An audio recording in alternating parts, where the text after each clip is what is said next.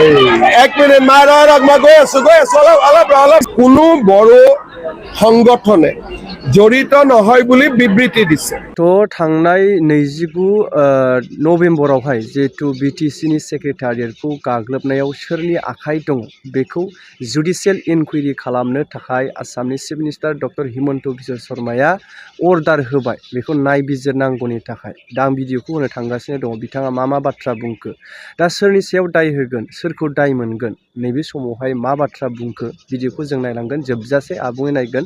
दा बेनि गेजेरावहायनो जिबायदि स्टुडेन्टसफोरनि जि सोमावसारनाय बेखौ लानानै गावजों गाव गाब फुनलायबाय थानानै राजखान्थिनि गोहोम खोख्लैलांबाय गिदिरनिफ्राय गिदिर खालामलांबाय। दा बेबायदि बिथिङावहाय जों गावजों गावनि गेजेरावनो मोनसे गिदिर समस्यायाबो जानो फैगासिनो दङ नामा बेखौ नोजोर होयोब्ला जिहेतु जों गावजों गावनि गेजेरावहायनो बेबायदि दावराव दावसिखौ खालामनो थाखायनो राजखान्थियारि खैसारजों बे एसटिफोरखौ जाबसिननो थाखानाय एसटिनि सायाव 6था हारिखौ जाबसिननो नाजाखानाय आरो नैबे समाव मोनसे गिदिर जोंनि गेजेराव थासारि सोरजिबावगोन नामा गावजों गावनि गेजेराव नैबे बिथिंखौ लानानै दावराव दावसि मा सानो रायजो राजाफ्रा कमेन्ट खालाम जोबजासे नायनि गेजेरजों। সৰুকৈ আপোনালোকক এনাউন্স কৰিব খুজিছো যোৱা কেইদিনমান আগতে আমাৰ বিটিসি কাৰ্যালয়ত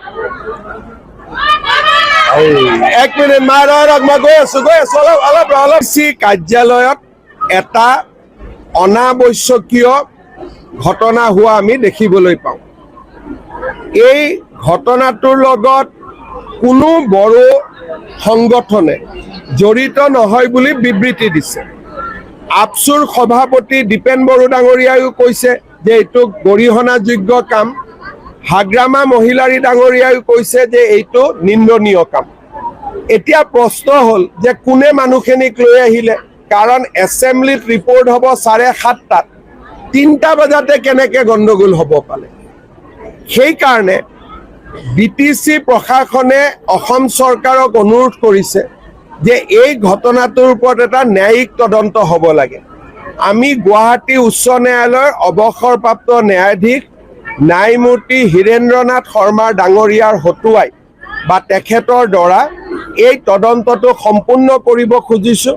যিহেতু কোনেও ইয়াত জড়িত নাই বুলি কৈছে গতিকে কোন তৃতীয় পক্ষ ইয়াত আহিলে তাক চাবৰ কাৰণে বিটিসি আমাক ৰিকুৱেষ্ট কৰিছিলে আৰু বিটিসি ৰিকুৱেষ্ট অনুসৰি আমি এটা জুডিচিয়েল ইনকুৱাৰী কৰিবৰ বাবে সিদ্ধান্ত লৈছো।